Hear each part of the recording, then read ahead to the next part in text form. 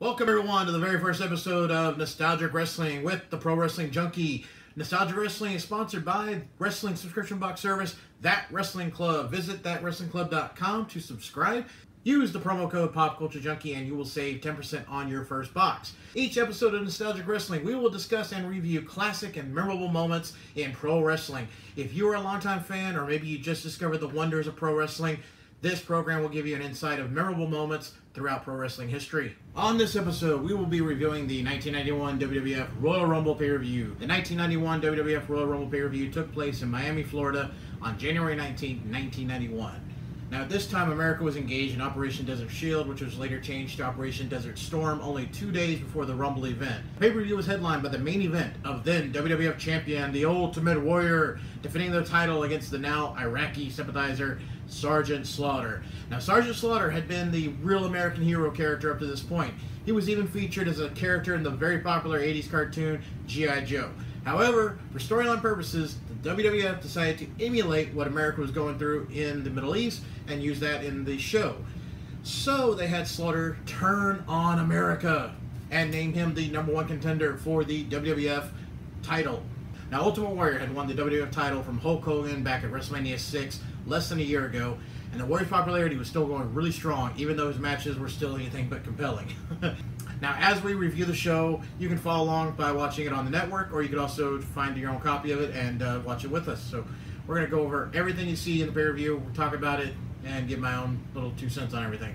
All right, first, one of the best parts of this show for me, hands down, is Hot Rod Roddy Piper on commentary with Gorilla Monsoon. Hot Rod just came off completely genuine. He seems so energetic, so hyped up, just really anxious for all the matches. Doesn't matter if it's the opening match, the mid-card matches, the main event, the Rumble. Piper was on fire as far as commentary goes. I really think he's one of the underrated people to be on commentary. He just goes nuts, and his chemistry with Gorilla Monsoon was really good. So that was one of the best parts of the show. We really get the short end of the stick comparing how commentary teams used to work together. Opening match of the night was the Rockers versus the Orient Express. Lots of high flying and great selling from the Rockers. Rockers win as Marty rolls up Tanaka as they do a slingshot where Jannetty gets slingshot over Tanaka and rolls him up. Great match, easily the match of the night. For the high flying energy, the Rockers were just on fire. You got the team of Marty, Jannetty, Shawn Michaels, so excellent match right there.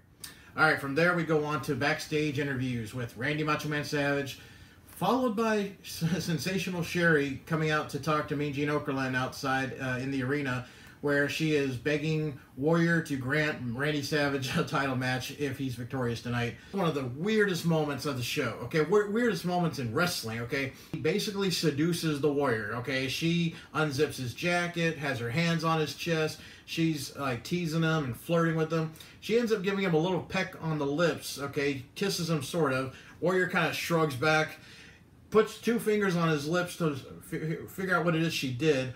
Weirdest moment then, Warrior starts sniffing his fingers. I just was like, what is he doing? Sherry continues to just play it off, and she continues begging. She drops down to her knees, where she's basically, her face is right in his crotch. It makes no sense.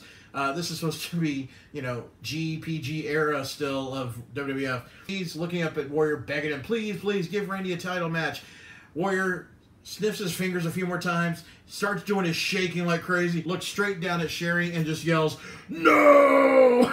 I mean, it's just so hilariously awkward. It's just weird. So from there, we have the next match is the Big Boss Man versus the Barbarian. Now, Boss Man, of course, is feuding with the Heenan family right now, and Bobby Heenan's been saying a lot of really bad comments about Boss Man's mother, but really it's just Boss Man's been battling the Heenan family.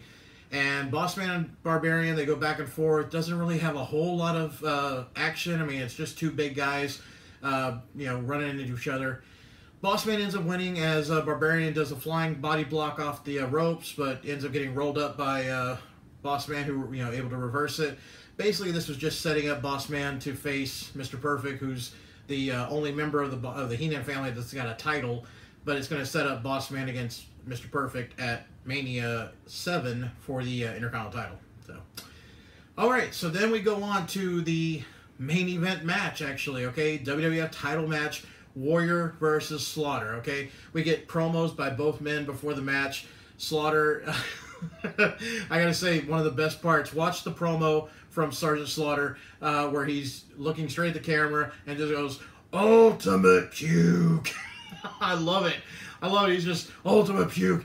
Your days are no longer numbered. Your months are no longer numbered. Your seconds are numbered." It's just hilarious, okay? Warrior, of course, does one of his classic promos where he grunts and snorts and says again, "I will never take orders from anyone. I only listen to the Warriors, and I will be the ultimate victor." But, yeah, that's just Warriors promos. Well, here we go. Here comes the match. Okay, Slaughter comes out first with his General Adnan, who looks exactly like Saddam Hussein. Warriors music hits, and, of course, Warrior comes running out like a bat out of hell, comes into the ring, just destroys Slaughter. And then here comes Sensational Sherry. All of a sudden, she's at ringside, and she distracts the Warrior, and Warrior chases her up the ramp towards the backstage, and then out of nowhere, bam, we got Randy Savage attacking the Warrior. He grabs a lighting fixture, smashes it across the Warrior's back.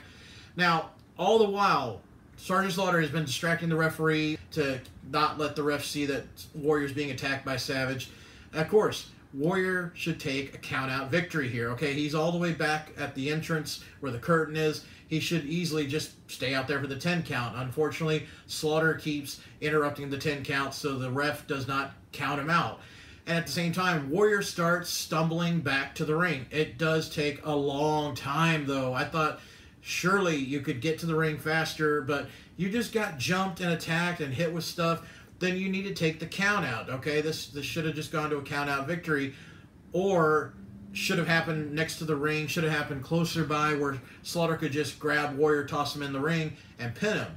And that's how I think this match should have ended, actually, okay? It should have ended right then and there. However, Slaughter then gets Warrior into the ring before the count out, and then begins to attack him. He puts him in a bear hug for a long time. Finally, he weakens Warrior's back and gets him put into the camel clutch, but Warrior's legs are sticking completely out underneath the bottom rope, hanging off the apron easily. Yet the ref doesn't see it for the longest time. Then we finally sees he gets Slaughter off. Slaughter's like, "Oh, what?" By this time, of course, here comes Sherry again. Sherry gets in the ring.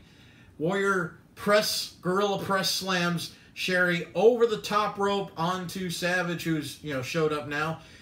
Then we get Slaughter, bam, a knee to the back of Warrior. Warrior drapes over the second rope. Ref distracted once again. Savage smacks him right over the head with the scepter.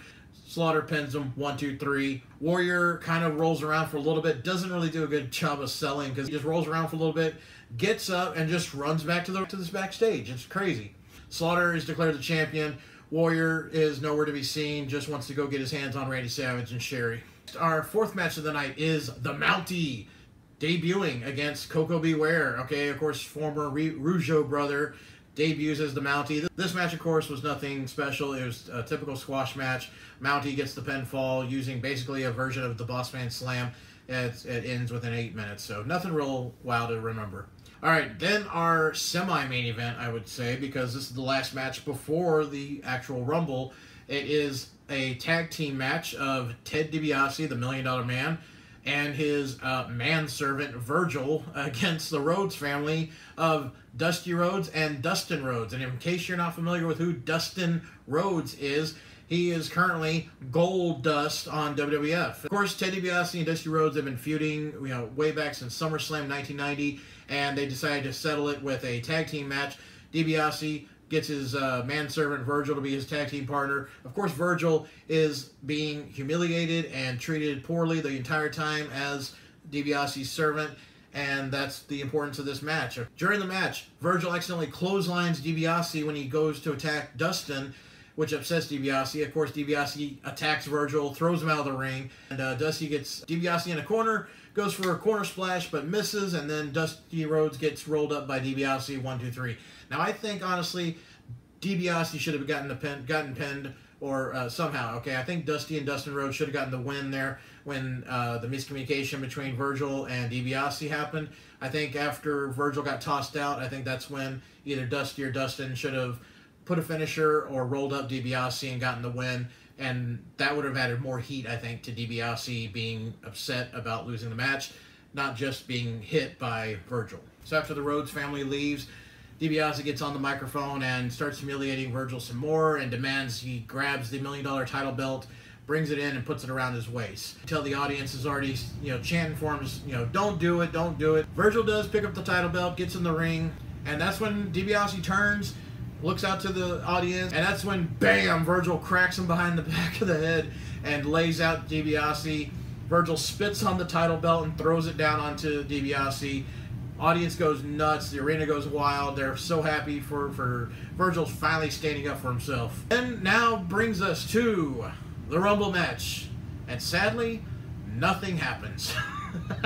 Okay, this Rumble match, nothing spectacular happened. Okay, we're used to nowadays something kind of crazy. There should always be like 4 or 5 memorable moments, crazy eliminations, crazy debuts, returns, stars that we don't expect to see, etc. Well, we were told already who all was going to be in the Rumble match. The only real surprise that happens is one of the participants does not show up. That's Randy Macho Man Savage. He doesn't participate in the Rumble because he's out of there after attacking Ware. You would imagine with so many legends. Okay, looking at the box here alone. I love the artwork, by the way. I didn't mention that yet.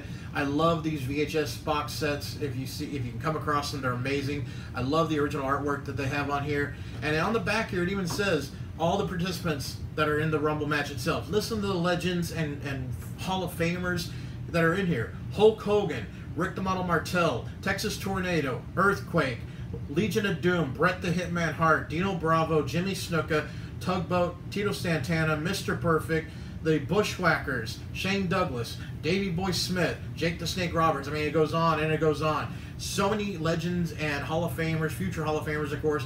But you would imagine there'd be something spectacular, some kind of cool moments.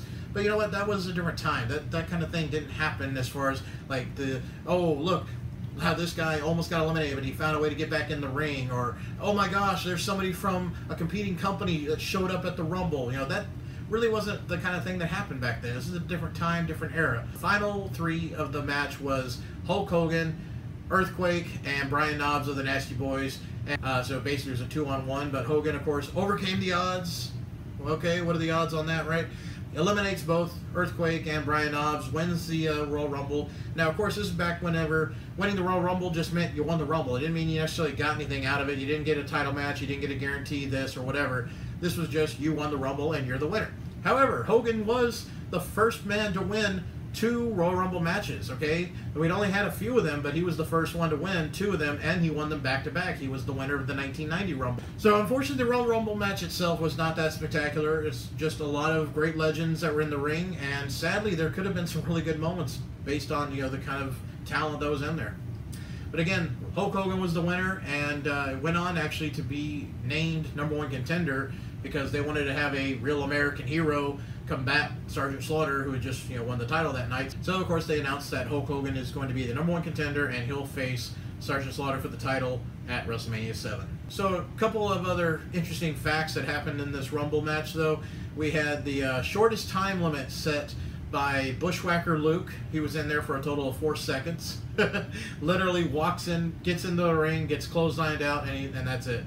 And then we had the longest time set for quite some time, which was Rick the Model Martel. He was in there for a total of 52 minutes and 17 seconds. That's incredible. Well, thank you everyone for tuning into this episode of Nostalgic Wrestling with the Pro Wrestling Junkie. Remember, if you'd like to see more from me, check out my YouTube channel, Pop Culture Junkie. Also follow on with me on Twitter, Facebook, and Instagram. I will have those links available so you can check me out there. Take care, everyone. See you next time. And remember, to me, wrestling will always be real.